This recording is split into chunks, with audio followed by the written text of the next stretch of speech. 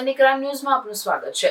વડોદરા શહેરના ગોત્રી હરિનગર 4 રસ્તા નજીક આવેલા ઇસ્કોન મંદિર ખાતે ભગવાન જગન્નાથજીની 44મી જળયાત્રા ભોગ અર્પણ વિધિ તથા મહાઆરતી યોજવામાં આવી। ગોત્રી હરિનગર 4 રસ્તા નજીક આવેલ ઇસ્કોન મંદિરમાં રથયાત્રા પૂર્વે જેઠ સુદ પૂનમને બુધવારના રોજ સવારે ધાર્મિક અને શાસ્ત્રોક્ત પરંપરા અનુસાર ભગવાન જગન્નાથજીની જળયાત્રા વિધિ કરવામાં આવી હતી।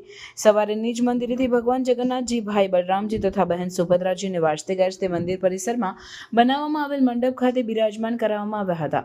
હજારો ભક્તોની ઉપસ્થિતિમાં હરે રામ હરે કૃષ્ણના ભજન વચ્ચે ભગવાન જગન્નાથજીને 1250 જેટલા વ્યંજનોનો ભોગ અર્પણ કરવામાં આવ્યો હતો તથા મહાઆરતી કરવામાં આવી હતી। ત્યારબાદ ભગવાન જગન્નાથજી, બહેન સુભદ્રાજી અને ભાઈ બલરામજીની સ્નાન યાત્રા વિધિ કરવામાં આવી હતી। સ્નાન યાત્રા બાદ ભગવાન જગન્નાથજી 14 દિવસ ક્વોરન્ટાઇન થઈ જશે અને અષાઢ સુદ બીજ એટલે કે તારીખ 27 જૂનના રોજ અષાઢી બીજ નિમિત્તે સ્ટેશનથી રથયાત્રામાં બિરાજમાન થઈ નગરચર્યાએ નીકળશે, જેમાં સૌ પ્રથમ સાધુ સંતો દ્વારા વિધિ કરવામાં આવી હતી। ત્યારબાદ સાંસદ ડોક્ટર હેમાંગ જોશી, ભાજપના શહેર પ્રમુખ ડોક્ટર જયપ્રકાશ સોની, મેયર પિંકીબેન સોની, ડેપ્યુટી મેયર ચિરાગ બારોટ, વિરોધ પક્ષના નેતા ચંદ્રકાંત શ્રીવાસ્તવ, મ્યુનિસિપલ કાઉન્સિલરો, ઉદ્યોગ જગતના લોકો, ધાર્મિક અને સામાજિક અગ્રણીઓ સહિત મોટી સંખ્યામાં ભક્તો ઉપસ્થિત રહ્યા હતા અને આ સ્નાન યાત્રાનો લાભ લીધો હતો। આજે ઇસ્કોન મંદિર ખાતે વર્ષોથી ચાલતી પ્રણાલિકા મુજબ સ્નાન યાત્રાનું આયોજન કરવામાં આવ્યું છે। હજુ 2 દિવસ પહેલા જ પુરી ખાતે જગન્નાથજીના દર્શન કરીને જ્યારે હું આવ્યો હું, મારા માટે આ સ્નાન યાત્રાનો પર્વ એ ખૂબ જ ભાવુક ક્ષણ છે અને આવનારી 27મી તારીખે સમગ્ર વડોદરાને આ રથયાત્રામાં મોટી સંખ્યામાં જોડાવા અને એને સફળ બનાવવા માટે હું હાર્દિક અપીલ કરું છું।